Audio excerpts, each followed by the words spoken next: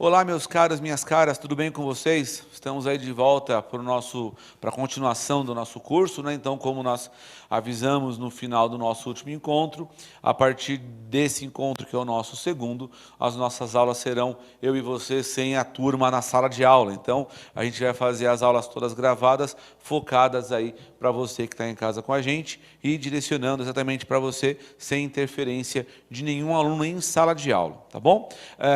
O nosso objetivo é justamente fazer com que a nossa conversa seja bastante objetiva, direta e que a gente consiga aproveitar a maior quantidade do nosso tempo aqui possível, focando naquilo que a gente precisa passar para você nesses nossos encontros, tá bom? Então, vamos começar o nosso encontro de hoje. Já quero colocar de cara na tela para você os nossos contatos, tá? Então, se precisar falar comigo aqui em qualquer momento, pode mandar mensagem pelo Facebook, pelo Instagram ou através do e-mail, como está na sua tela, beleza?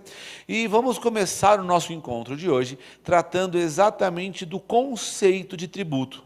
No nosso último encontro, nós falamos sobre a questão da tributação e abordamos um pouco do sistema tributário nacional. A gente vai acabar abordando a questão sistêmica do nosso ordenamento jurídico ainda em alguns momentos. Na verdade, foi mais a aula inicial foi mais uma ideia de contextualização, né? E o que a gente vai fazer a partir de agora é entrar exatamente nas questões conceituais. E o nosso encontro de hoje tem por tema o conceito de tributo. O que é um tributo? O que pode ser considerado como tributo, o que não é tributo? E a gente tem que entender que a nossa relação com o Estado vai passar muito por isso. De acordo com aquilo que nós falamos no nosso último encontro, toda vez que nós falamos em receitas do Estado, ou seja, formas como o Estado faz ou usa para se manter, para bancar suas despesas, bancar suas despesas, as suas contas, a gente vai enxergar que toda essa relação ela vai ser permeada aí pela necessidade de financiamento público das despesas. E esse financiamento vem, como nós vimos, né, das receitas dos tributos, das receitas daquilo que não é tributo, que são as multas, e daquelas receitas originárias do direito privado, não aquelas do direito público. Olhando para o tributo, a gente vai buscar o conceito de tributo lá no nosso Código Tributário Nacional. Quando a gente olha para o CTN, logo no artigo 3º, a gente tem um conceito. O conceito trazido pelo artigo 3º define de uma forma bastante abrangente o que é um tributo, e eu quero analisar esse conceito com você. Olha comigo na tela a redação do artigo 3º do Código Tributário, que lá diz: tributo é toda prestação pecuniária compulsória, em moeda ou cujo valor nela se possa exprimir, que não constitua sanção de ato ilícito, instituída por lei e cobrada mediante atividade administrativa plenamente vinculada. Quando a gente olha para esse conceito, e eu fiz aí a questão de ter grifado alguns pontos que eu entendo ser importantes desse conceito, a gente vai tirar do conceito de tributo, ou dessa ideia do que seja um tributo, algumas características que são fundamentais para a compreensão dessa relação que vai ser traduzida em obrigações tributárias. Lá na frente a gente vai falar inclusive do conceito de obrigação, mas o que é ou não é tributo hoje? Esse que é o nosso objetivo. O que é e o que deixa de ser um tributo? Olhando para o artigo 3º, a gente vê lá que tributo é toda a prestação pecuniária compulsória. Então, quando a gente olha para essa questão da obrigação como sendo fixada, aquela que é pecuniária, a gente já tem um ponto importante a destacar. Qual seja? O fato de que, para que haja uma relação que decorra de um tributo, para que eu chame uma obrigação como de tributo, eu preciso que essa obrigação não seja uma obrigação de entrega de outra coisa que não seja dinheiro. Então, a partir do momento em que a gente olha para essa característica de obrigação pecuniária, a gente tem que buscar entender que essa obrigação pecuniária compulsória, que a gente vai tratar lá, mas eu vou falar da compulsoriedade já, mas olhando para a prestação pecuniária, eu tenho que entender que eu vou chamar de prestação pecuniária aquela obrigação em que eu coloque dinheiro na mão do Estado. A questão é que nem toda relação que determina, que impõe, que prevê a entrega de dinheiro para a mão do Estado vai se traduzir em tributo. A ideia básica está no fato de que tudo aquilo que eu coloco na mão do Estado a título de dinheiro pode ser tributo, não que o será. Olha comigo na tela, por favor, a ideia do que a gente vai sacar aqui. Ó, quando eu penso na obrigação tributária, eu penso o seguinte: nem toda prestação pecuniária vai ser um tributo. Eu vou ter que entender que determinadas obrigações precisam atender a outros requisitos ou aos outros requisitos de forma acumulativa. É o que acontece, por exemplo, na nossa questão em relação ao FGTS. Porque o Fundo de Garantia por Tempo de Serviço, ele aparentemente preenche todas as obrigações ou todas as características próprias do tributo, de acordo com o artigo 3º, mas você até vai ver mais para frente aqui comigo hoje de que tem um detalhe importante que não se enquadra a ela.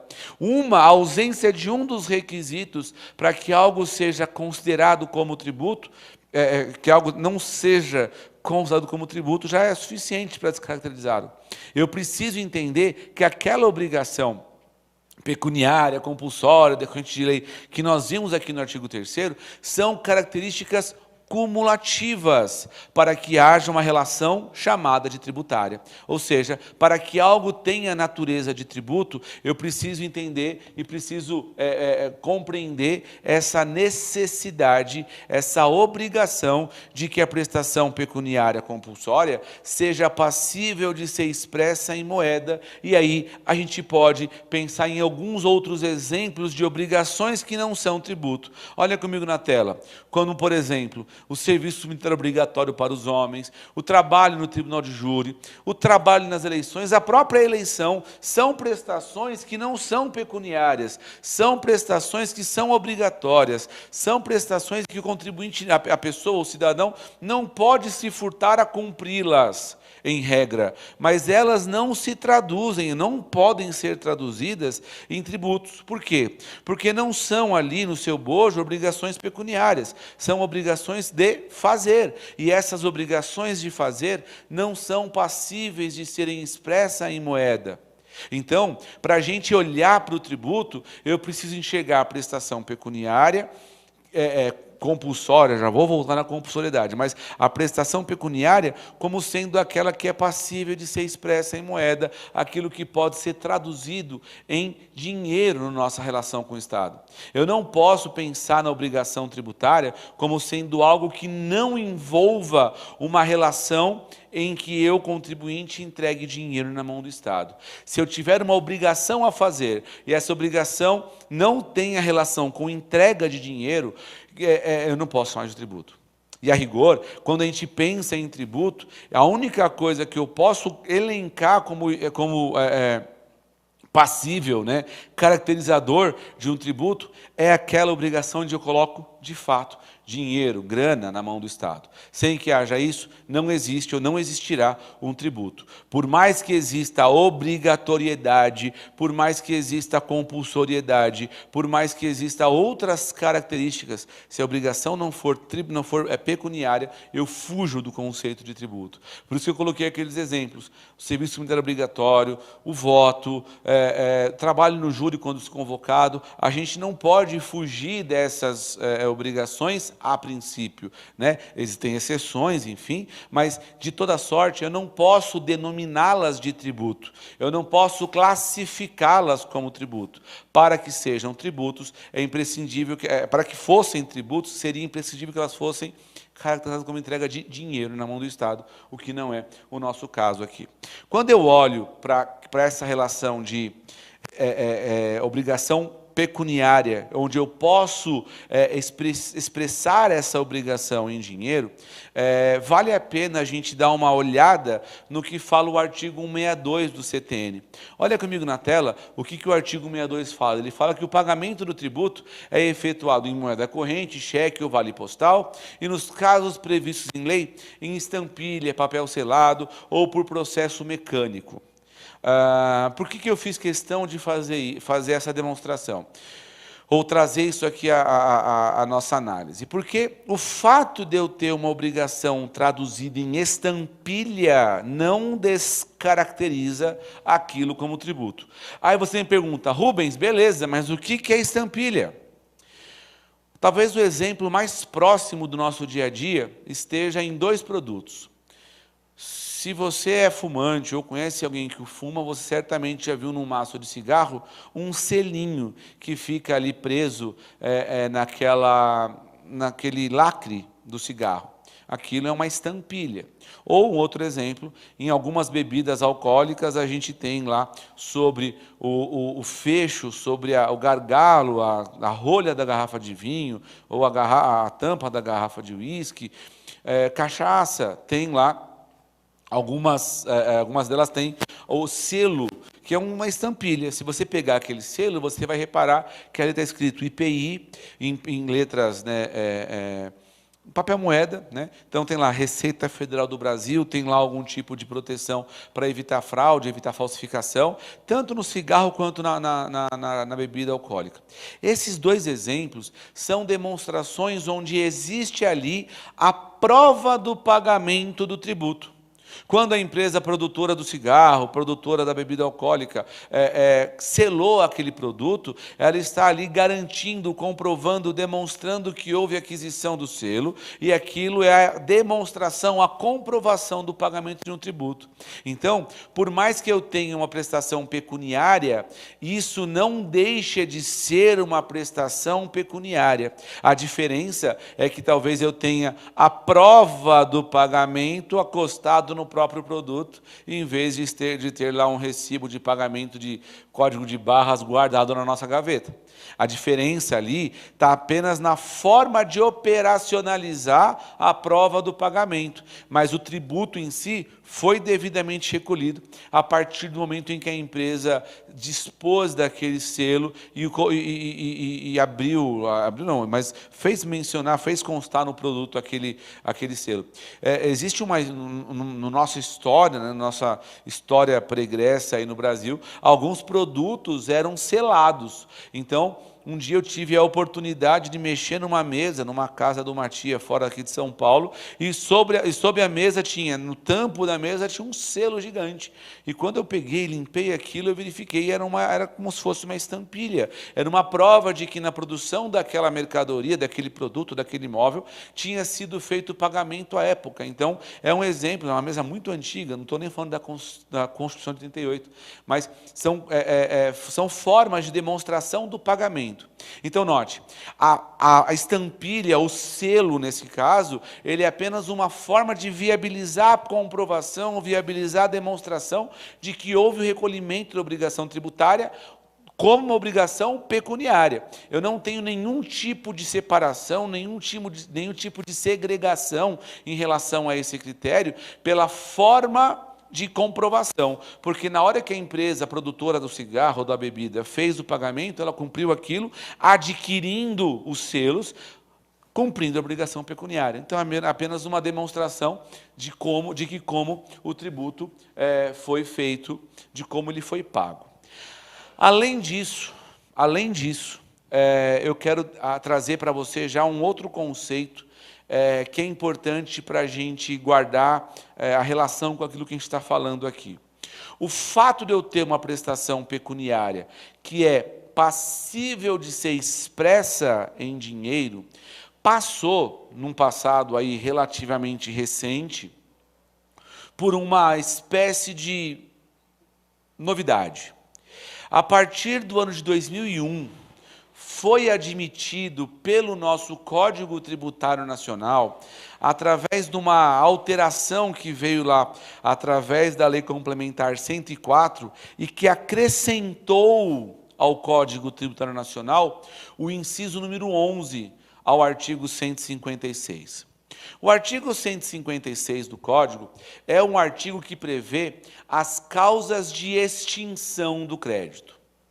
Quando eu penso em causa de extinção, eu estou pensando naquelas hipóteses onde eu vou liquidar a obrigação por completo. E nós vamos ter um módulo aqui só para falar das causas de extinção.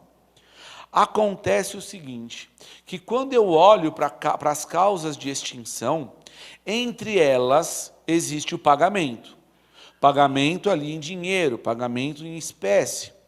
Agora, através dessa lei complementar 104, que eu te mencionei há pouco, o Código Tributário Nacional ao Código Tributário foi acrescentada uma possibilidade, que é a figura da chamada dação em pagamento de bens imóveis. Dação em pagamento de bens imóveis. Pela primeira vez desde 66, quando o nosso código nasceu, e até 2001, naquele momento, em 2001, houve, na verdade, uma inovação. Por quê?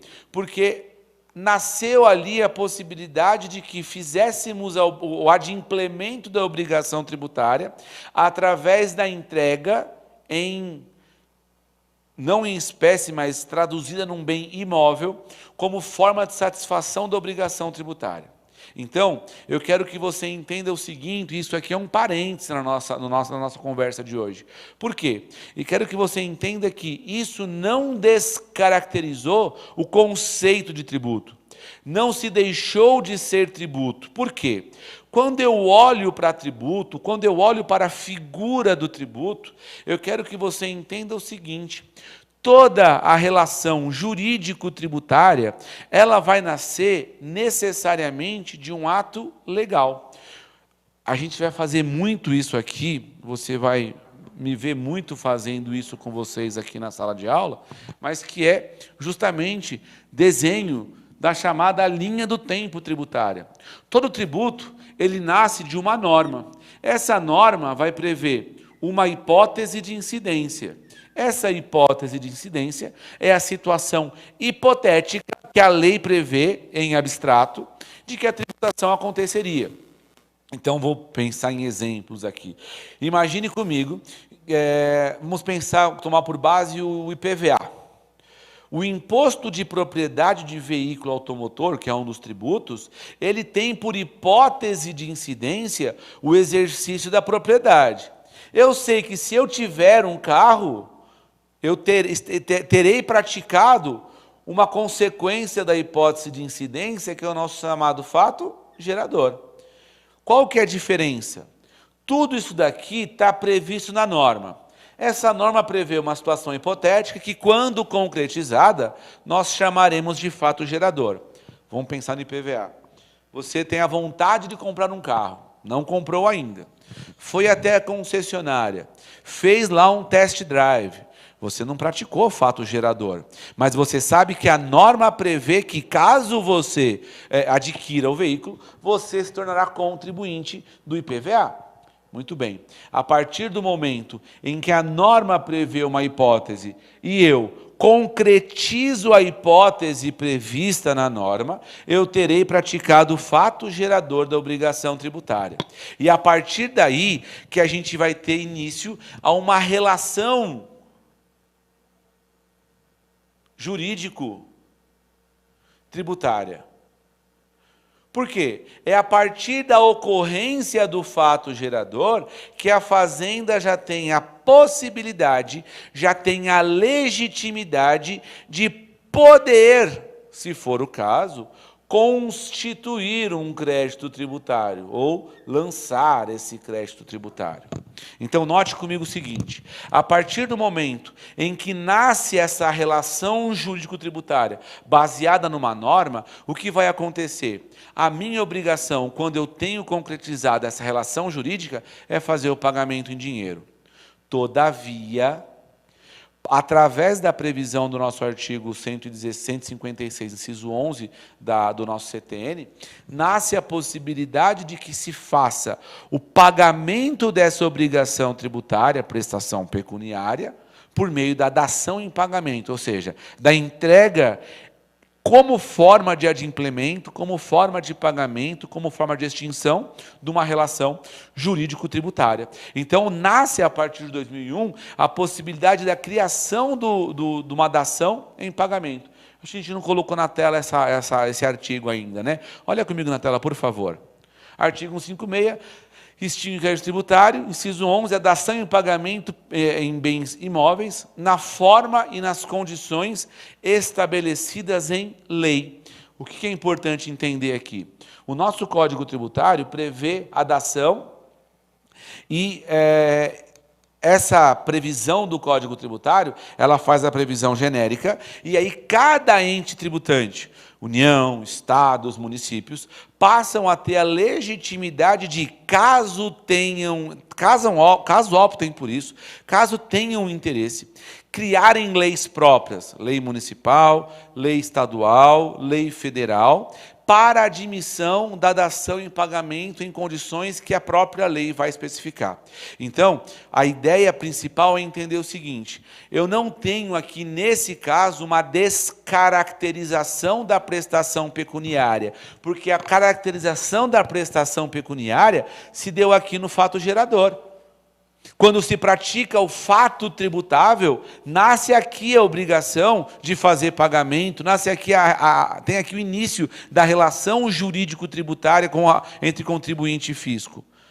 A partir dali, eu já tenho caracterizado a prestação pecuniária. O que pode acontecer nesse caso específico é que eu tenha a possibilidade de buscar a extinção dessa relação ou a satisfação dessa prestação pecuniária quando eu faço a entrega através de bens imóveis. E eu não quero entrar nesse tema com você hoje de forma profunda, porque a gente vai falar disso no momento oportuno, mas a legislação infraconstitucional e a legislação abaixo ali dos limites do CTN, então, basicamente, as leis ordinárias municipais, as leis ordinárias estaduais e uma lei ordinária federal é quem vai regulamentar isso.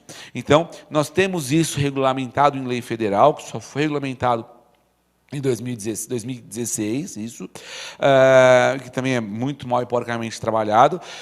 Temos diversos municípios que criaram, alguns estados da federação também criaram a dação em pagamento, mas eu não quero entrar nesse ponto porque a gente vai falar disso mais para frente. De cara, eu quero que você entenda que eu não tenho aqui uma dissociação do conceito de tributo em razão do seu pagamento poder se dar por meio de um bem imóvel. Não existe no Código Tributário, não existe previsão, não existe regulamentação, não existe hipótese de eu pagar tributo através da dação em pagamento de bens móveis. Tá claro? A dação, a entrega em pagamento de bens móveis não existe no nosso ordenamento jurídico, só tem a previsão para os bens imóveis. Se o fisco quiser criar essa possibilidade, o ente competente a fazer isso é o Congresso Nacional, por edição de uma nova lei complementar que acrescente um novo inciso a essa hipótese do artigo 156 que prevê as extinções. Do contrário, não existe possibilidade de um ente municipal, de um Estado, criar sua própria legislação em pagamento de bens móveis. Não existe, tá? Não existe. Mas, voltando para o conceito de tributo, a gente não tem a descaracterização por conta dessa forma de extinção. Tá claro? A forma de extinção é uma coisa, o nascimento da obrigação é outra. A forma de extinção não descaracteriza a obrigação como sendo pecuniária e tributária. Tudo bem? Então, esse é um primeiro ponto que nós temos que entender do nosso conceito de tributo. Quando eu olho ainda para outra hipótese, olha comigo na tela. Obrigação como sendo compulsória prevista em lei. Pessoal, quando eu penso em obrigação compulsória, a compulsoriedade, ela vem para a gente de uma forma bastante interessante, porque a gente sabe que uma obrigação compulsória é aquela que existe uma relação de obrigatoriedade. E aí eu quero que você exerça a seguinte lógica comigo. Ninguém paga tributo porque é legal. Ninguém paga tributo porque acha bonitinho. Ninguém paga tributo porque tem responsabilidade social. Você paga tributo porque é obrigatório. E aí vem a questão de que o próprio artigo 5º da Constituição estabelece que ninguém será obrigado a fazer ou deixar de fazer algo, senão em virtude de lei. A partir do momento em que a Constituição estabelece essa premissa, eu consigo trazer esse mesmo raciocínio, essa mesma lógica para a matéria tributária, no sentido de que o próprio artigo 150 da Constituição estabelece essa regra. Olha comigo o que o artigo 150 da Constituição fala, na parte inferior da sua tela. Sem prejuízo de outras garantias asseguradas ao contribuinte, é vedado à União, aos Estados, ao DF e aos municípios, exigir ou aumentar tributo sem lei que o estabeleça. Ou seja, entenda comigo que eu não tenho a possibilidade, não existe a hipótese da criação de um tributo se não for através de lei. E uma vez uma lei estabelecendo essa obrigação, eu tenho nessa obrigação, eu tenho nessa figura uma obrigação, não uma opção, não uma alternativa. E aí, entenda comigo, o critério de criação através de lei é um requisito de validade de norma, não de existência dela. Como assim, Rubens? Imagine comigo que a fazenda pública institua um tributo ou majore um tributo sem que ela tenha feito para isso, sem que ela tenha usado para isso a via correta. Ou seja, sem que através de lei, e aí quando eu penso em lei, eu estou falando daquela figura que passou pela Câmara de Vereadores, pela Assembleia Legislativa, pela Câmara dos Deputados, no caso do federal, ou pelo Congresso, lá pelo Senado, e foi para aprovação do chefe do Executivo, prefeito, governador, presidente, obedecendo todo o critério, todo o rito de elaboração de normas. Se aquilo foi feito de forma correta, de forma adequada, se a Fazenda Pública instituiu aquela obrigação tributária através da forma correta, que é o que a Constituição exige ao mencionar o termo lei, ela quer ali a criação de uma lei ordinária, a lei sendo regularmente criada, é um critério de validade. Agora, pode acontecer de um ente público criar uma norma irregularmente. Por exemplo, estabelecer a criação ou a majoração de um imposto por um decreto. Um decreto, falamos disso na última aula, está lá naquela hierarquia das normas, num patamar mais inferior, porque é um ato que não tem o mesmo status, não tem a mesma força da lei. Ou seja, o fato de a Fazenda Pública Municipal, Federal, Estadual, ter criado um tributo sem obedecer os requisitos legais, constitucionais para isso, não tornam essa uma norma inexistente. É uma norma existente, mas não goza de eficácia. Onde eu quero chegar com isso?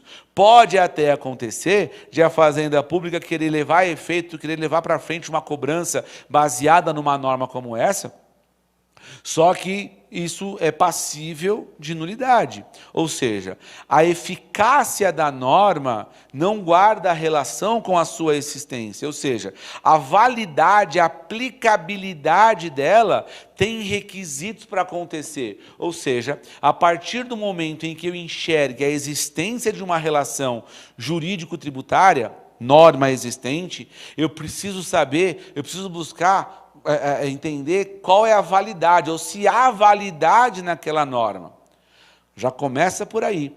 Pelo conceito de tributo, uma obrigação que tenha sido pecuniária, compulsória, mas que não tenha sido criada por lei, ela, além de não ser automaticamente compulsória, porque ninguém é obrigado a fazer algo se não tiver lei, ela já tem um vício de legalidade na sua constituição, na sua criação. Ou seja, ao enxergarmos a figura, né, da compulsoriedade, da criação de lei, a gente vai entender uma relação entre contribuinte e fisco calcada em princípio de legalidade. Em breve nós vamos tratar, inclusive, do princípio, de alguns princípios, entre eles o princípio da legalidade. A gente vai até voltar nesse tema. Mas perceba, para que algo seja chamado de tributo, eu preciso então que seja uma prestação pecuniária compulsória criada por lei. Esse binômio não é só suficiente para o tributo, nós já vimos o conceito todo, mas esse binômio ele é importantíssimo, porque a prestação pecuniária compulsória só terá esse caráter de compulsoriedade quando se houver lei. Se falhar um ou falhar outro, a obrigação tributária perde essa característica de compulsoriedade. Tá? E aí a gente tem que pensar no seguinte, quando eu olho para uma relação jurídica com o Estado, aquilo que eu faço, e eu coloquei como exemplo aí na nossa pergunta, acerca de uma confissão de dívida. Uma confissão de dívida que eu faço impede que haja uma discussão da obrigação em matéria tributária? E você pode perguntar, Rubens, o que isso tem a ver com o conceito de tributo? Quer dizer, tem a ver o seguinte, a partir do momento em que existe uma obrigação tributária que decorre de lei, Eu estou falando de uma obrigação que precisa obedecer e seguir os ditames legais. Ou seja, eu tenho uma diferença muito grande entre a relação jurídico-tributária e uma relação que nasce ou decorre da relação do direito privado. Porque no direito privado nascem as obrigações, em regra, em razão da vontade, ou em razão da manifestação da vontade.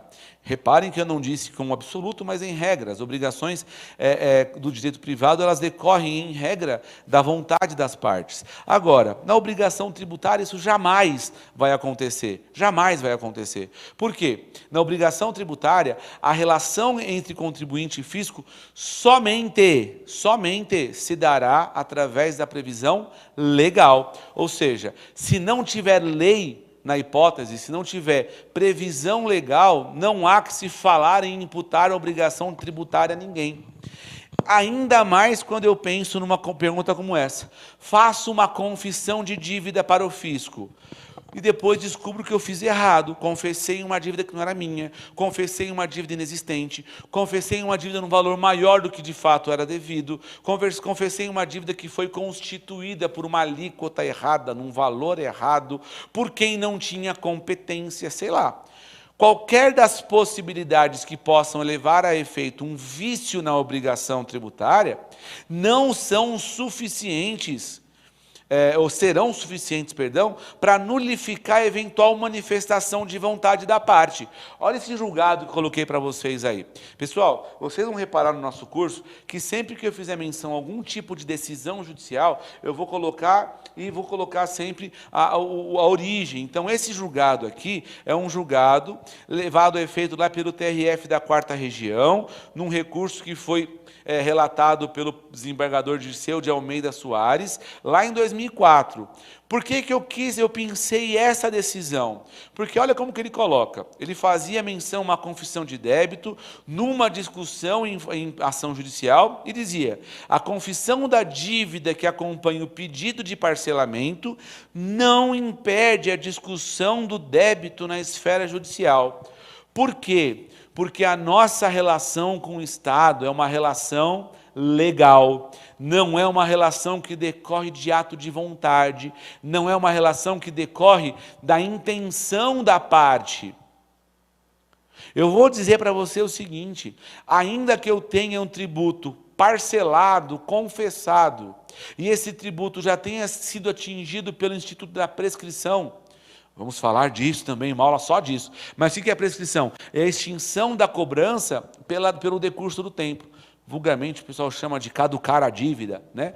Ainda que a dívida tenha se caducado e após a caducidade eu tenha confessado, ainda assim eu vou ter legitimidade para discutir, porque antes de tudo houve a extinção do crédito. Então, percebam, a nossa relação ela vai ser permeada em muito pela relação jurídica, legal, prevista em lei. Há uma necessidade de compreensão disso, sob pena de que toda a nossa relação, se não for calcada na lei, ou se ela não tiver sido adequadamente prevista e regulada em lei, ela pode estar viciada. Então, eu vou até ser chato com isso, porque a gente precisa entender a origem da obrigação tributária. Olha comigo essa outra extração. Essa extração eu fiz de um livro do professor Eduardo Domingos Bottalo, um excelente tributarista, que nos deixou recentemente, inclusive. Mas olha o que ele fala no livro dele.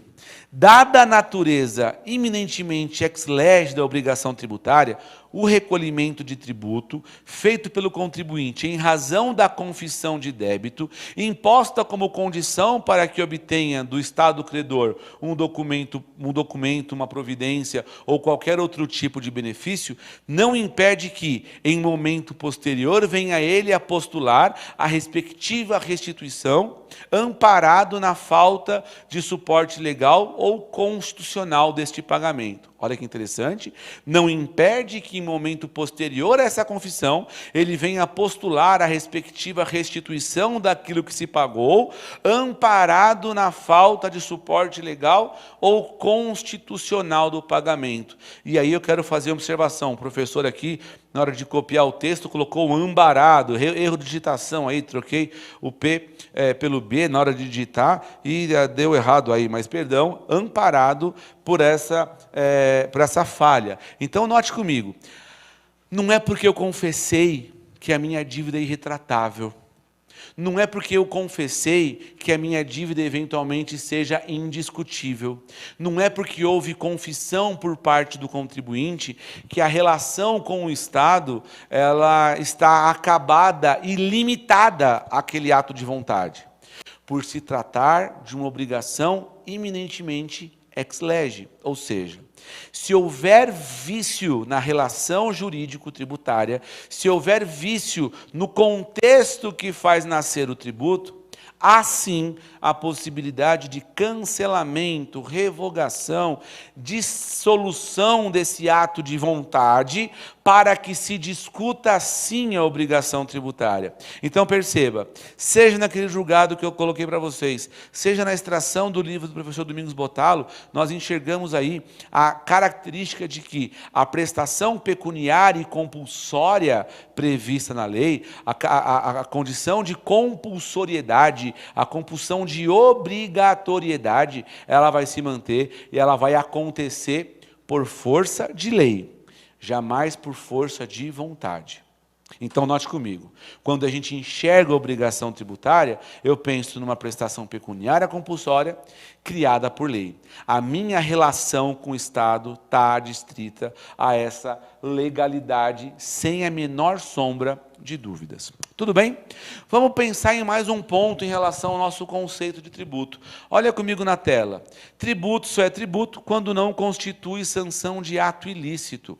Pessoal, essa relação com o Estado de não constituir sanção de ato ilícito é importante porque, a partir do momento em que a gente enxerga essa condição de não ser sanção de ato ilícito, nós vemos o seguinte, a gente tem uma separação dos tributos em relação às multas. Ou seja, o tributo, ele tem obrigação, deve ser cobrado de todo mundo para fazer frente às despesas e bancar o financiamento do Estado, do ente público. Porém, as penalidades, que são as multas, elas existem com outro objetivo. As penalidades existem com o objetivo de fazer com que seja sancionado. A gente sabe que na obrigação tributária, a sanção por excelência no direito tributário é a multa.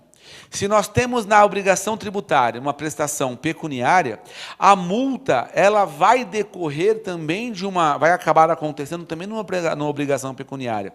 E desde já eu quero cravar contigo um conceito. A ideia da relação tributária numa relação com o fisco, ela existe sob a seguinte ótica: eu pago, o Estado recebe a minha grana, e eu pago com o direito de poder pagar sem ter que pagar multa por isso. Quando eu sou obrigado a pagar multa é porque eu fiz alguma bobagem. A minha relação de natureza tributária não acontece por conta de um ilícito, não acontece em razão de um ilícito, não acontece porque houve a prática de algo errado. A obrigação tributária nasce por força de lei. Lei mesmo. Então, a lei, e eu cumpro o que a lei manda, portanto, não estou praticando ato ilícito, em razão disso, tenho a obrigação de pagar. Então, para eu chamar de tributo, tributo não tem característica, ou não pode ter característica sancionatória. A ideia aqui é que eu pague tributo porque eu sou dono do carro no IPVA, porque eu sou dono da casa no IPTU, porque eu oferi renda no imposto de renda, e aí vai. Eu pago tributo porque eu estou ali praticando um fato tributável, não porque eu fiz algo errado. Então, quando eu penso em tributo, eu não posso chamar o tributo ou confundir o tributo com uma pena. Eu costumo falar a seguinte frase: o tributo pode ser penoso de pagar. Em regra é, mas ele não pode ser uma pena. Eu não posso ser tributado para penalizar. Eu não posso ser tributado como forma de ser punido pelo Estado em razão do pagamento do tributo. É o que eu falo, pode ser penoso, não pode ser uma pena. Quando eu penso nessa relação jurídica e olho para essa característica de ser uma obrigação pecuniária compulsória criada por lei, que não é sanção de ato ilícito, eu consigo pensar em diversas hipóteses onde, sei lá, o IPVA do seu carro, você não acorda no começo do ano lá com vontade de pagar um IPVA, você paga porque é obrigado. E você não está praticando ato ilícito, é diferente em relação à multa de trânsito. Você recebe a multa de trânsito quando e se faz lá uma bobagem, atravessa um farol vermelho, para onde não devia. Aí você está sendo punido pelo Estado pela prática de um ato ilícito. A obrigação tributária não tem nada a ver com isso. Quando eu olho para os tributos, eu posso enxergar outras características, como, por exemplo, a ideia de que eu, ao deixar de cumprir uma obrigação, aí sobrevém uma sanção. Estamos agora em época de declaração de imposto de renda, né? Começou agora, no começo agora de março, né? Então, a gente tem aí o início da nossa obrigação, que vai até o final de abril, para declarar. O sujeito que tem a obrigação de declarar e não declara, ele recebe uma multa. E essa multa pode ser salgada, depende do rendimento, enfim. A questão é, o contribuinte pode até ter feito o pagamento do tributo na fonte, por exemplo, mas quando ele deixa de cumprir uma obrigação, nesse caso, a obrigação de declarar, ele vai sofrer uma sanção. Ele vai ser cobrado de multa? Muito provavelmente. Agora, essa cobrança de multa se confunde com o imposto dele? Absolutamente não. A obrigação tributária dele decorre do ato lícito de ter recebido o dinheiro. A sanção, nesse exemplo, aconteceria pelo fato de o contribuinte não ter cumprido a obrigação acessória, nesse caso, a declaração do imposto de renda. Então, perceba, nós temos naturezas diferentes. Agora, como toda boa regra tem exceção, olha comigo a redação do artigo 182 da Constituição Federal, lá no parágrafo 4º. Nesse parágrafo 4º, nesse artigo 182, a gente tem uma previsão que é a previsão referente ao uso do solo urbano. E a ideia de trabalhar bem, né, com o solo urbano passa por essa regrinha do parágrafo 4º. Olha o que ele fala. É facultado, ou seja, é uma possibilidade, não é obrigatório, é facultado ao poder público municipal, mediante lei específica, olha a lei aí, ó, não é mediante um ato infralegal, para a área incluída no plano diretor, exigir, nos termos de lei federal, do proprietário do solo urbano não edificado, subutilizado ou não utilizado, que promova seu adequado aproveitamento, sob pena sucessivamente de 1. Parcelamento e edificação compulsórios. 2. Imposto sobre a propriedade predial e territorial urbana, progressivo no tempo. E 3. Desapropriação do imóvel mediante indenização. Eu quero chamar a sua atenção para o seguinte, ele coloca aqui que é facultado ao poder público municipal, nos termos da lei, a impor um bom uso do solo, ou seja, se o contribuinte e proprietário do imóvel não fizer o bom uso do solo, ele tem a possibilidade de, sucessivamente, ser obrigado a parcelar ou edificar, inciso 1, ou ter um imposto sobre a propriedade predial e territorial urbana progressivo no tempo. O que é isso? Pode ir se majorando a alíquota do imposto para que ele fique mais salgado ano a ano, a fim de que se dê função social para aquele imóvel. Quando eu penso em função social, eu posso pensar em dar finalidade útil para um imóvel, que ele está parado lá só criando mato, ou criando bicho, ou servindo para fins escusos. A questão é, a partir do momento em que a gente olha esse inciso 2 do parágrafo 4º do artigo 182, a gente vê que, nesse caso, o tributo, o IPTU, ele estaria, sim, sendo aplicado de forma sancionatória. Por quê? Para punir, para pesar a mão, para trazer dificuldade em termos financeiros para aquela pessoa que tem mais dificuldade, que não deu função social, ou seja, ela vai ser dificultada na relação com o fisco, pesando no bolso de forma majorada. Perceba, o tributo não pode ser sancionatório, mas no caso do IPTU, se eu não der função social para o imóvel, eu posso ser obrigado a pagar mais, justamente pela minha omissão, justamente pelo fato de que eu não tenho ali a função social concedida e aplicada.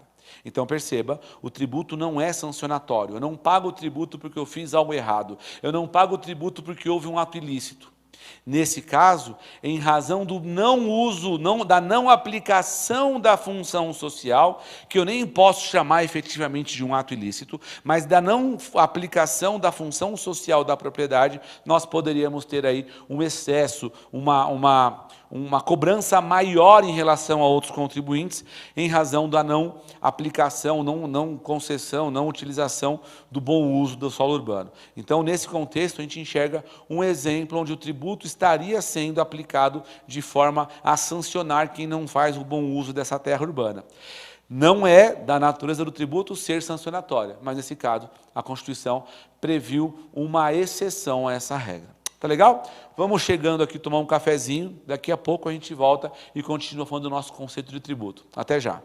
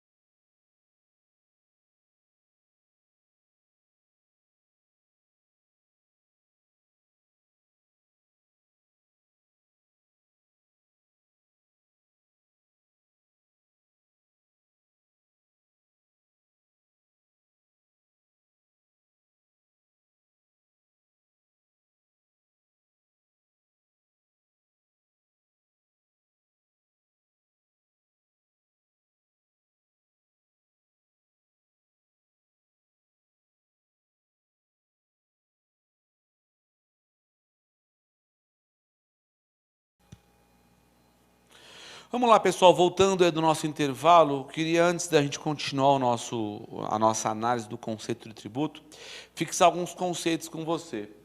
Os conceitos que eu queria fixar com você são os conceitos de base de cálculo, conceito de alíquota, além do conceito de fato gerador que nós já falamos. O conceito de base de cálculo está na ideia de que a base de cálculo vai ser sempre uma grandeza. Uma grandeza definida por lei.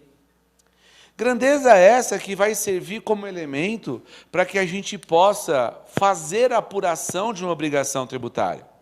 Onde eu quero chegar com isso?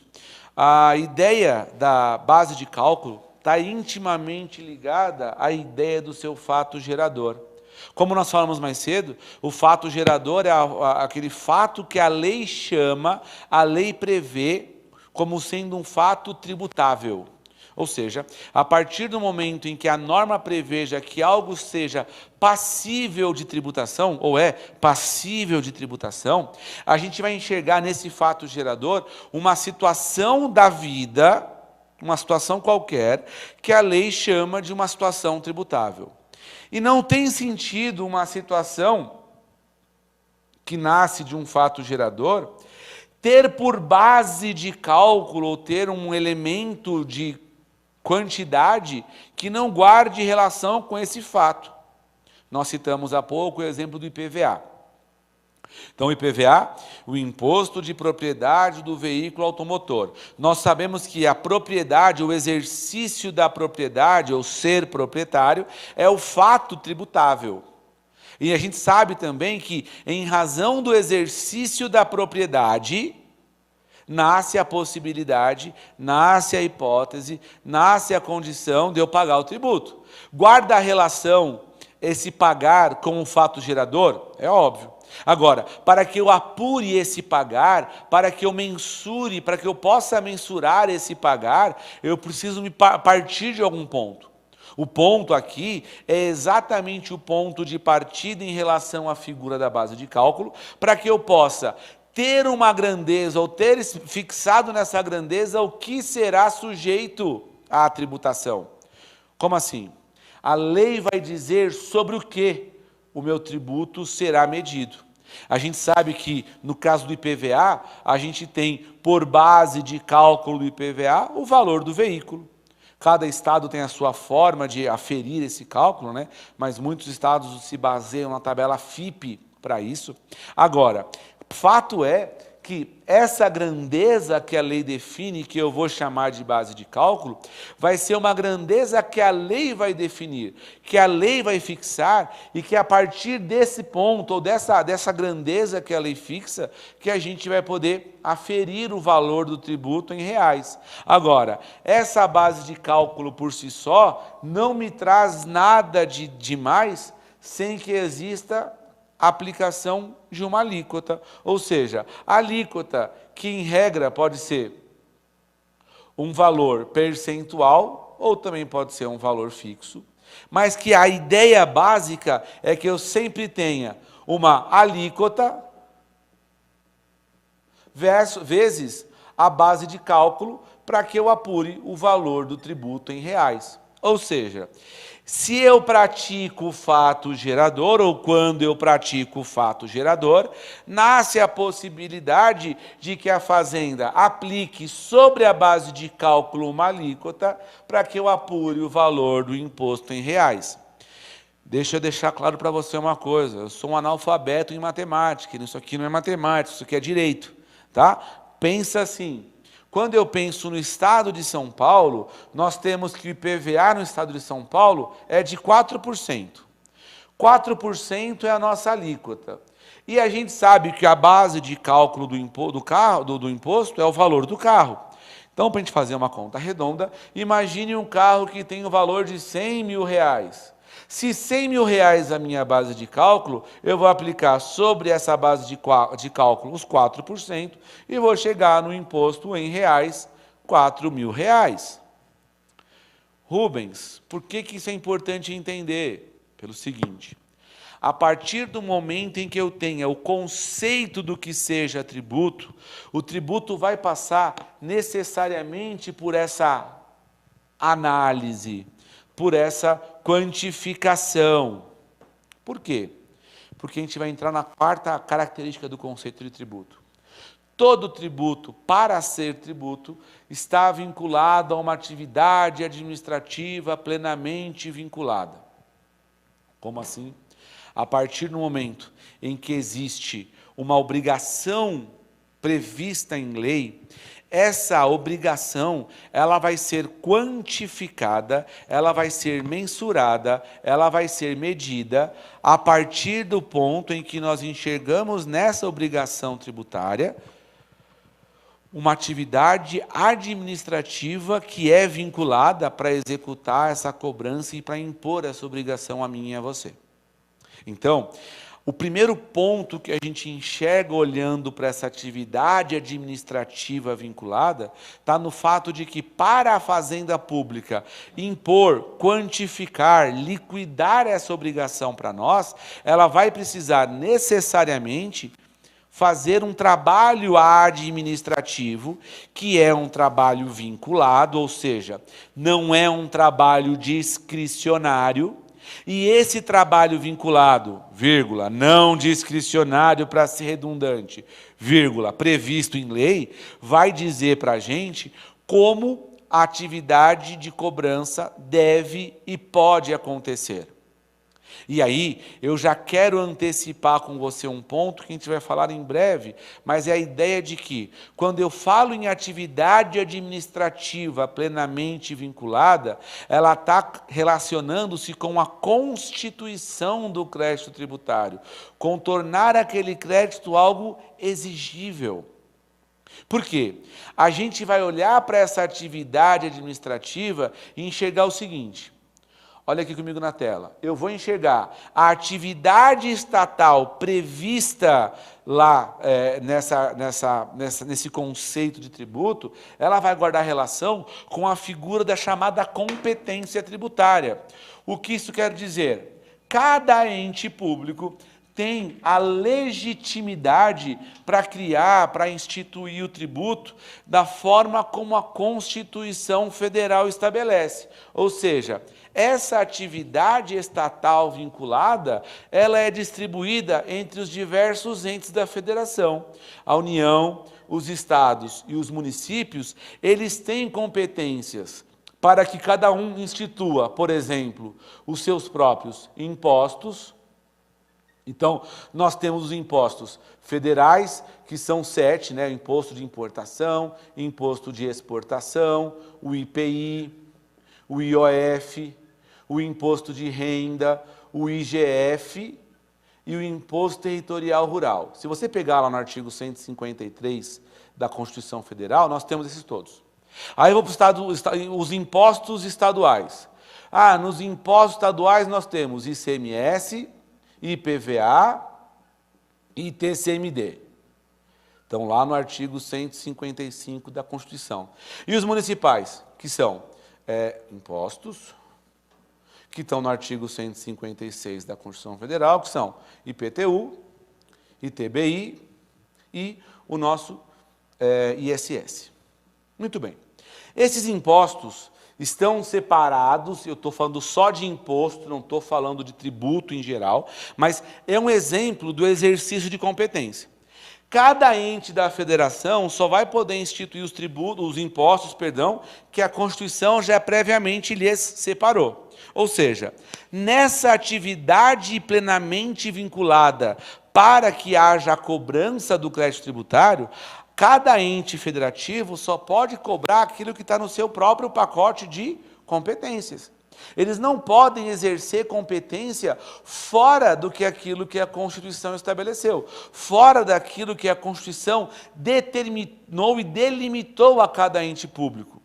Então, quando a gente enxerga para essa ideia aqui de cobrança através de uma atividade plenamente vinculada, e eu coloquei na parte de baixo, entender que o poder de tributar é uma prerrogativa do poder público, de acordo com essa competência constitucional, mediante uma atividade administrativa de lançamento para que se exija o tributo. E aí, essa quarta característica, né? Então, nós falamos aqui, né? Prestação pecuniária e compulsória, criada por lei, que não é sanção de ato ilícito e mediante a cobrança mediante uma atividade estatal plenamente vinculada. Pessoal, essa vinculação aqui não guarda relação com algum tipo de contraprestação, tá? A gente vai ver isso em breve nas espécies de tributo. Nós temos tributos que são vinculados e não vinculados, ou seja, os impostos, eles são não vinculados. Eu não pago imposto para ter uma contraprestação certa e específica. Eu pago imposto porque eu sou obrigado. Se eu vou ter ou não alguma coisa em troca, é outra história.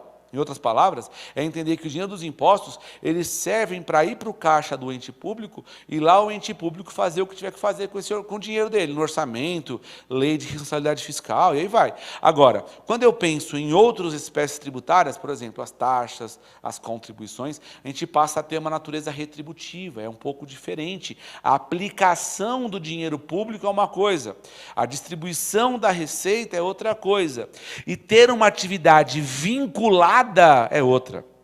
A atividade vinculada de que fala o artigo 3º do Código Tributário Nacional é a atividade para a consecução das atividades, da obrigação de pagar, de cobrar, da atividade da cobrança. Ou seja, para que a Fazenda Pública cobre o tributo, para que a Fazenda Pública institua o tributo, para que a Fazenda Pública faça algo que torne o tributo algo exigível, ela não pode agir, ela que eu digo, os seus agentes. A Fazenda não pode agir de forma discricionária. Ela não pode cobrar o tributo de mim e de você de acordo com a nossa carinha. Ela só pode cobrar o nosso tributo de acordo com o que a lei manda. E se eu pratiquei o fato gerador que a lei manda, e se existe uma base de cálculo definida em lei, e se existe tudo uma alíquota aplicável ao caso concreto, é baseado nisso que a cobrança tem que acontecer. Ela não pode acontecer discricionariamente. Ela não pode acontecer de forma desmedida. Ela, para acontecer, precisa acontecer de forma objetiva, à luz do texto constitucional, à luz da competência constitucional, à luz dos limites que a Constituição estabelece, à luz dos limites que o CTN eventualmente estabeleça. Ou seja, fazer acontecer a cobrança não é da cabeça do ente público. Fazer acontecer a cobrança é da forma da lei. Daí é importante entender que esse ato que o conceito do artigo 3º chama de atividade administrativa plenamente vinculada, vai ser chamado por nós, a partir de hoje, de lançamento. E aí, eu quero entender isso com você de forma muito objetiva.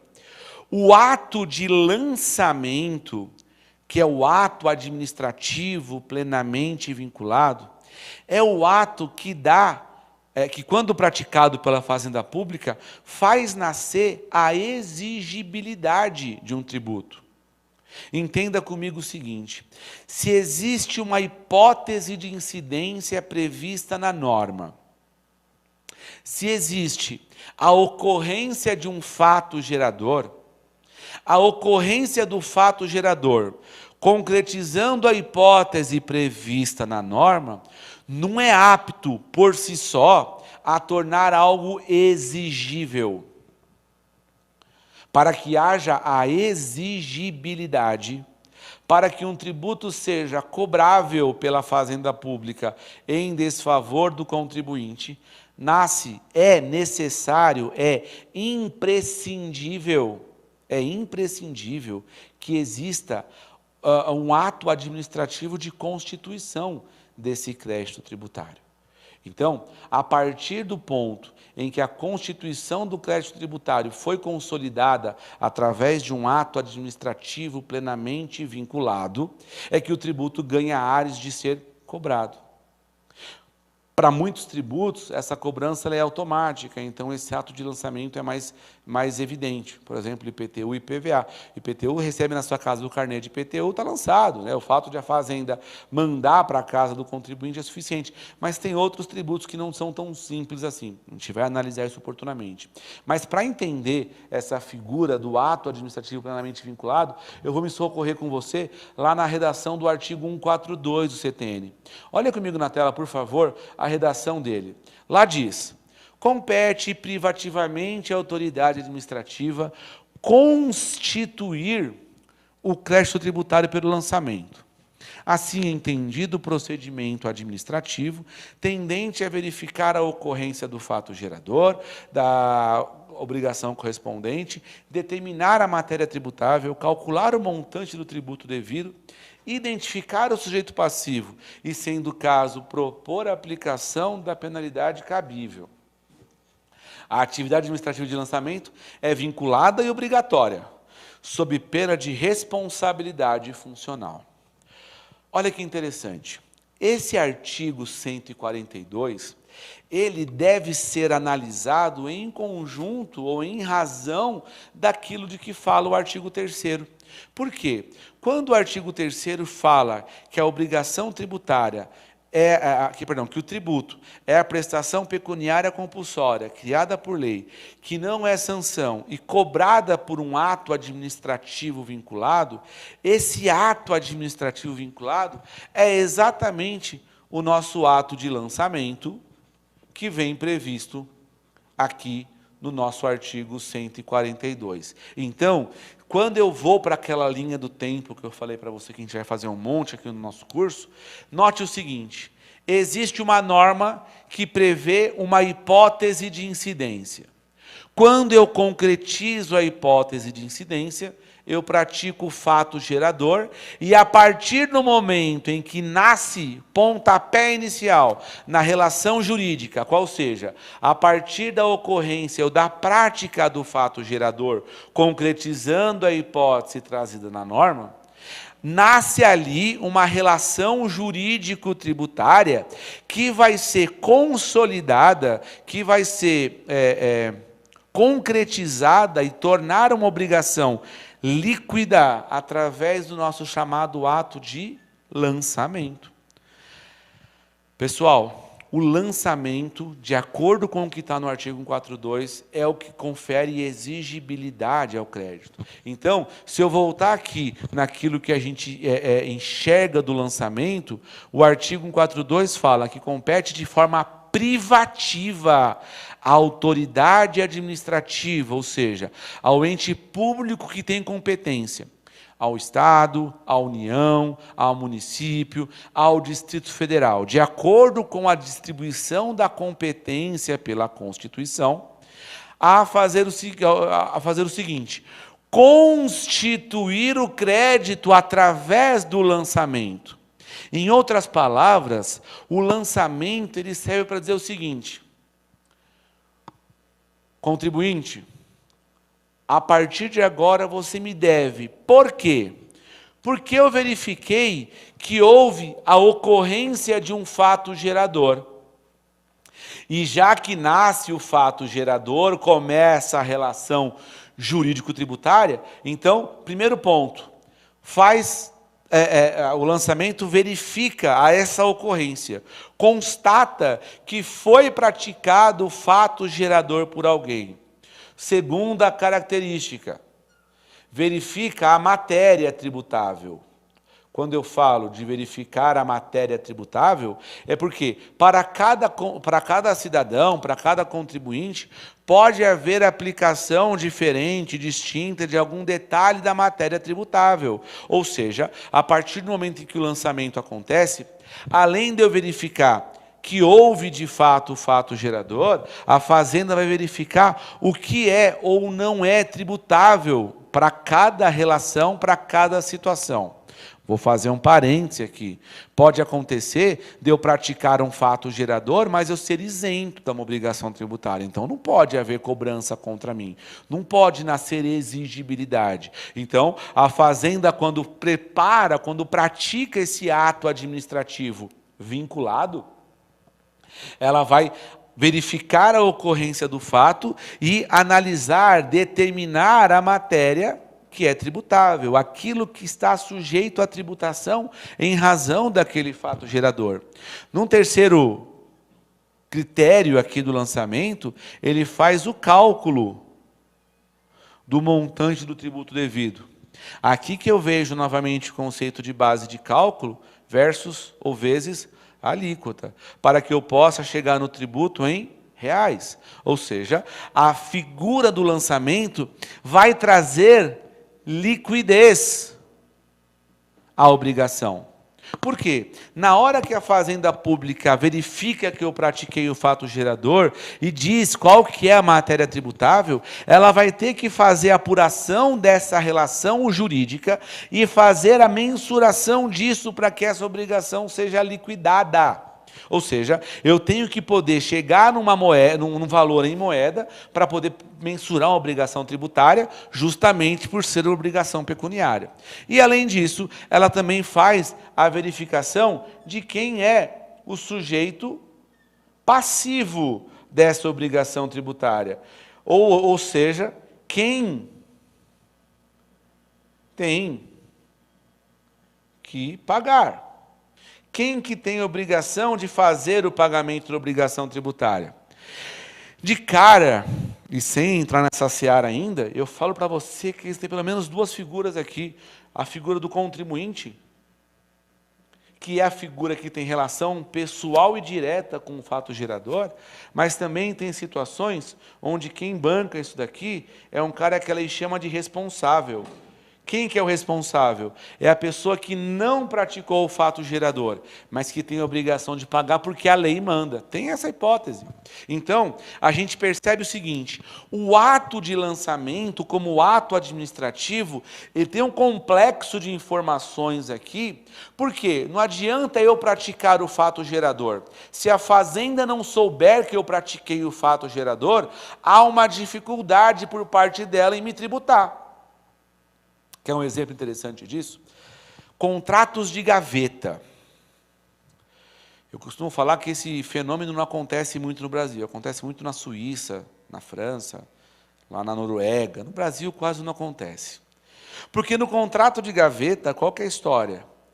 Eu vou lá, faço a compra de um imóvel, firmo um contrato com um proprietário, engaveto ele, não levo a registro e eu não estou pagando ITBI. Por exemplo. Existem outras tantas razões para não fazer registro, né? Não que sejam corretas, mas estou dando um exemplo, para não pagar ITBI. Ora, se eu não levei a registro, eu não tive transmissão de propriedade, portanto, eu não pratiquei fato gerador. Eu só vou saber, a Fazenda só vai saber que eu comprei esse imóvel efetivamente quando isso for levado a registro no cartório de imóveis, concorda comigo? A rigor, não ocorreu o fato gerador, então não seria possível a tributação. Mas, na prática, a gente sabe que essa figura teria a prerrogativa, estaria próximo da concretização do fato do ITBI. É que o ITBI, eu pego ele como exemplo porque ele é dúbio, né? Porque a transferência, a transmissão do imóvel, efetivamente, só se dá quando é levado a registro. Antes disso, a gente não tem a transmissão efetiva. Mas eu quero que você entenda o contexto que eu quero passar para você. Em tese, eu estaria diante de uma situação onde aconteceu o fato gerador, exceto pela questão do registro, que é importantíssima, mas só para a gente entender o exemplo. Se a Fazenda não sabe que eu transmiti, como que ela vai tributar? Vamos pensar num outro exemplo.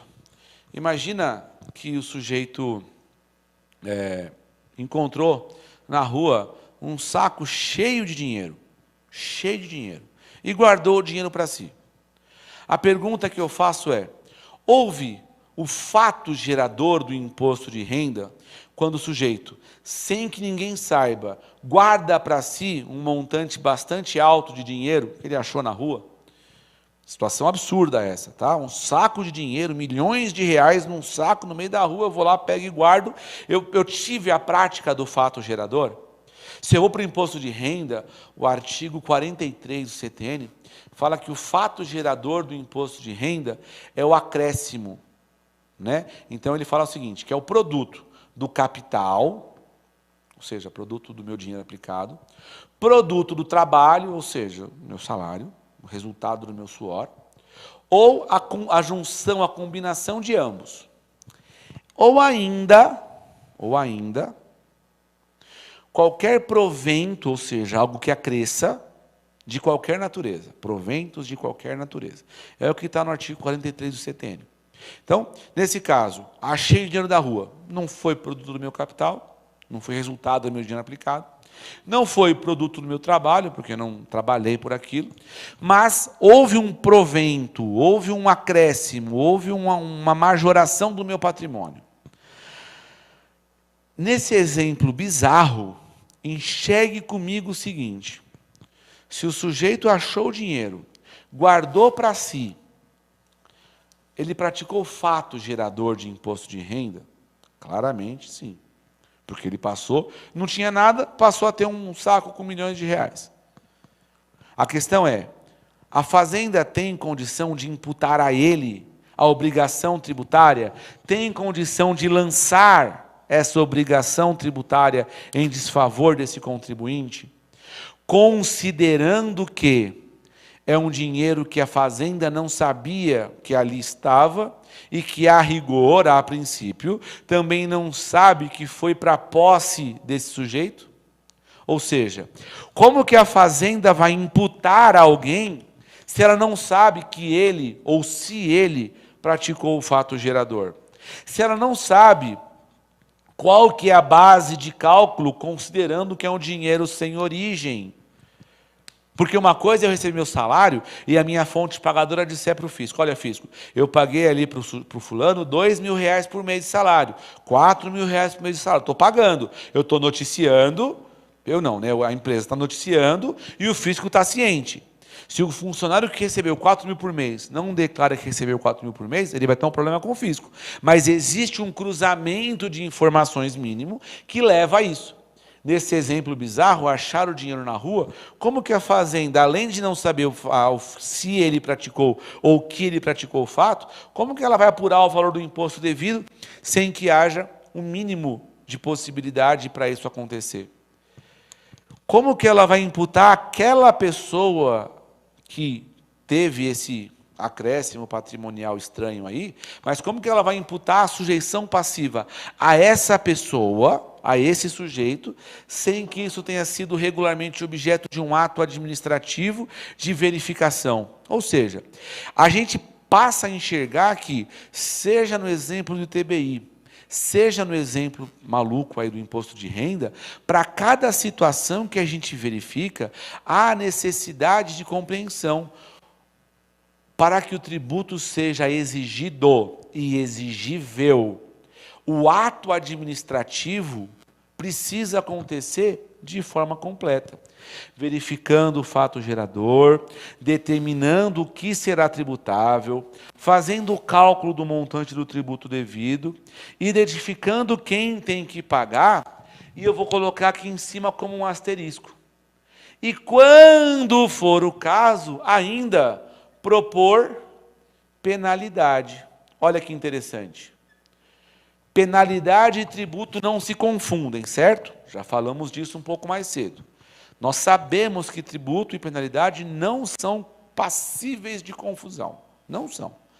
Porém, e aí que vem a charada, quando a Fazenda verifica isso tudo, e se porventura ela constata que houve alguma prática de ato ilícito, o ato de lançamento tem sim a prerrogativa de aplicar, quando for o caso de cobrar o tributo com penalidade, ou até mesmo uma penalidade isolada.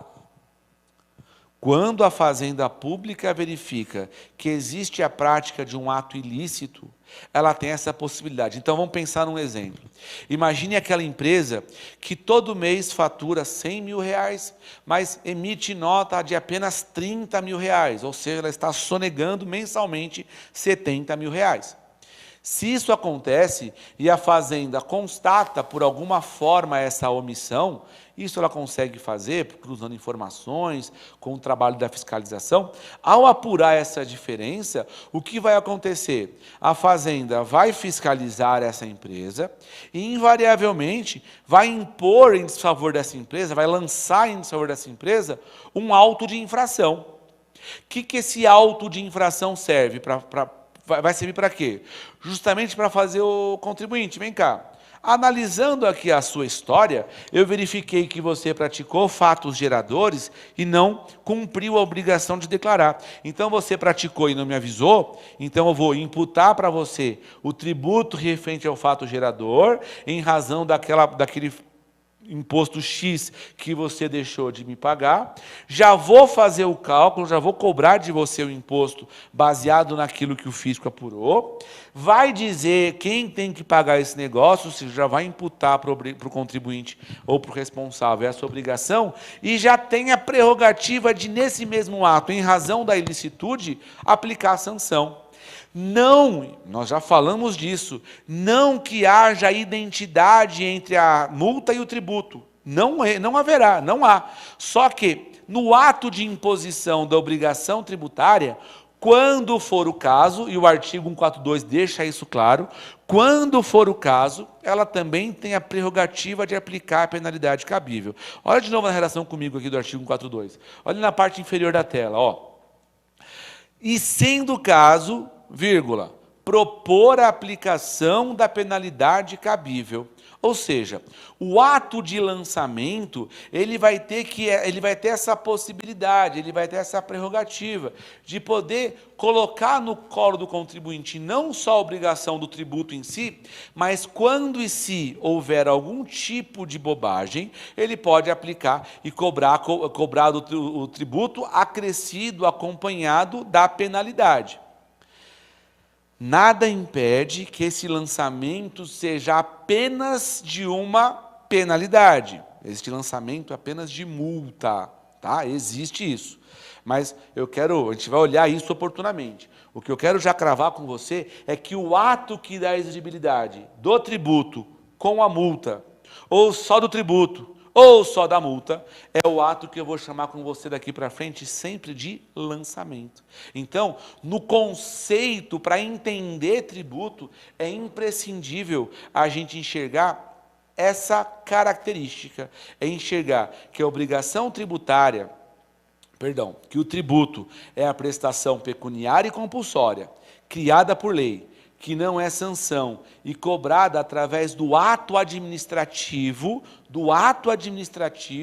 vinculado à lei, para que a partir desse ato administrativo o tributo goze de exigibilidade. A fazenda possa exigir do contribuinte, cobrar do contribuinte, de acordo com a norma vigente, de acordo com a norma decorrente, aplicável na época ou no momento em que foi praticado o fato gerador. Então, a norma tributária vai ser aplicada, através do ato de lançamento, conferindo ao tributo a exigibilidade.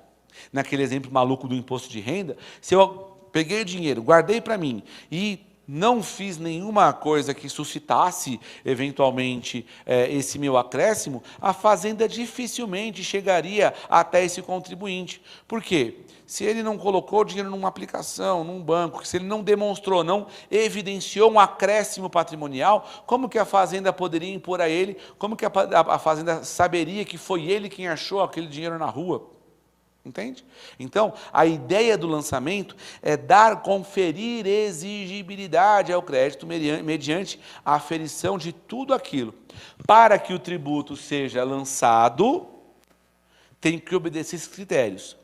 E todo tributo tem que passar pelo lançamento. Por quê? Porque está no conceito.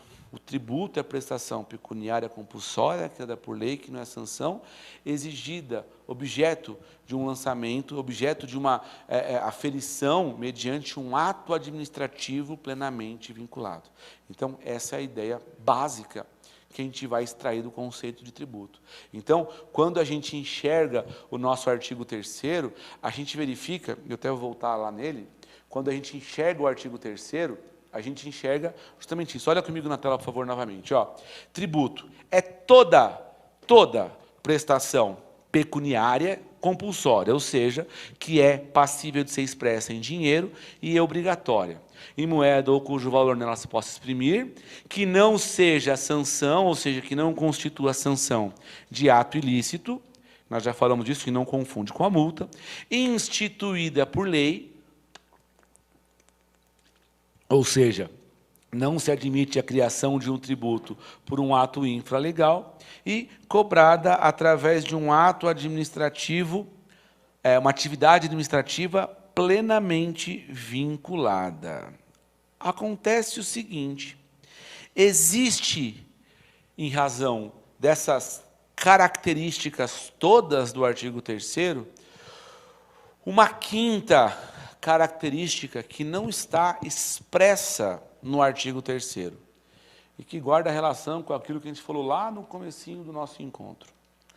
Quando a gente olha para a figura do tributo, para que um tributo seja caracterizado como tributo, ele precisa se configurar como uma receita pública. Olha o que o professor Leandro Paulsen fala no livro dele acerca dessa característica. Ele coloca lá, o conceito trazido pelo CTN não faz referência à condição de receita pública que é inerente ao tributo. Receita esta que pode ser destinada ao próprio ente tributante ou a terceiros, pessoa de direito público ou mesmo de direito privado, desde que sem fins lucrativos e que exerçam atividade de interesse público, como é o caso dos sindicatos e dos entes sociais autônomos. É por essa característica que se afasta a natureza tributária de contribuição ao FGTS que, implicando o depósito em conta vinculada em nome de empregado, caracteriza-se como uma vantagem trabalhista. Eu gosto muito desse conceito, eu acho que ele resolve bem a questão para a gente quando ele analisa essa característica da receita pública. E eu posso ousar aqui pensar em outras hipóteses que não são tributos e que muitas pessoas entendem ou fazem confusão pensando ser. Por exemplo, tarifas. Tarifa de energia elétrica, tarifa do metrô, tarifa do ônibus, tarifa do pedágio. Quando eu olho para tarifas, nas tarifas eu não tenho tributo. Por quê? Em regra, quando eu falo de tarifa, eu estou diante de uma relação onde existe uma concessionária de serviço público, explorando uma atividade típica do Estado, mas sendo remunerada de forma direta pelo cidadão, onde o cidadão tem uma relação contratual, digamos assim, com essa concessionária, remunerando por aquele serviço, que aquele dinheiro não vai para o Estado, vai para a concessionária. Certo é que a concessionária detém uma relação com o fisco, com o Estado, uma relação própria do direito administrativo, inclusive, e eu tenho uma relação, muitas vezes, de consumo com essa concessionária, mas não existe nesse triângulo uma relação tributária. Por quê? Porque a receita que eu pago para a concessionária da rodovia que explora lá o pedágio não é uma receita pública. Aquilo que eu pago para a concessionária é uma tarifa pelo uso da exploração dele lá, pelo meu uso, da atividade explorada por ele, de uma atividade pública. Tarifa de energia elétrica, tarifa do telefone, né?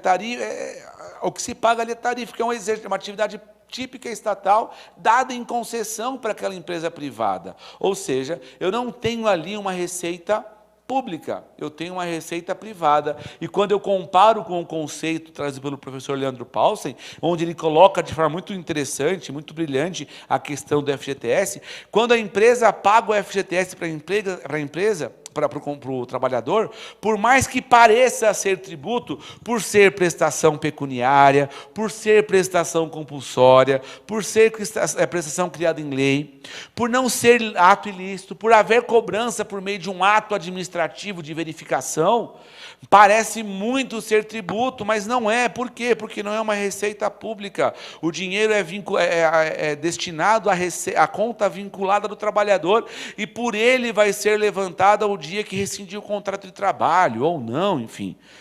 Aí é questão trabalhista, mas quando eu olho para o FGTS, ele não é por si só um tributo, ele não é por si só uma obrigação que preenche os requisitos por completo do artigo 3º, somado a ser uma receita pública. Então, essa compreensão decorre do fato de que a obrigação que decorre do tributo tem que obedecer àquelas 4 premissas: pecuniária compulsória, criada por lei, que não é sanção, cobrada por ato administrativo e que se traduza numa receita pública. Se eu não tiver ali uma receita pública regularmente constituída, não há que se falar em tributo. Se eu não tiver ali uma receita pública regularmente constituída, eu não posso chamar de tributo. Eu penso na figura do FGTS ou da tarifa do pedágio, mas nós podemos pensar em outros exemplos, por exemplo, no caso da tarifa de preço público.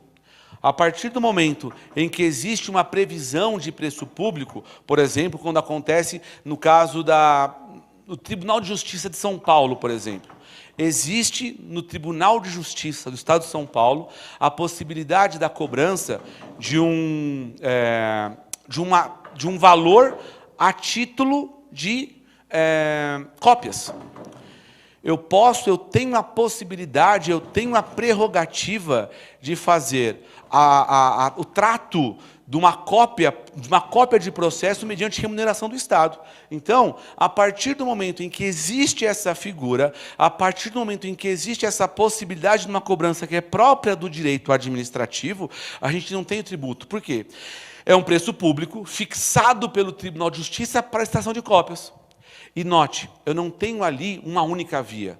Eu posso, eventualmente, buscar as cópias do meu processo de outro jeito.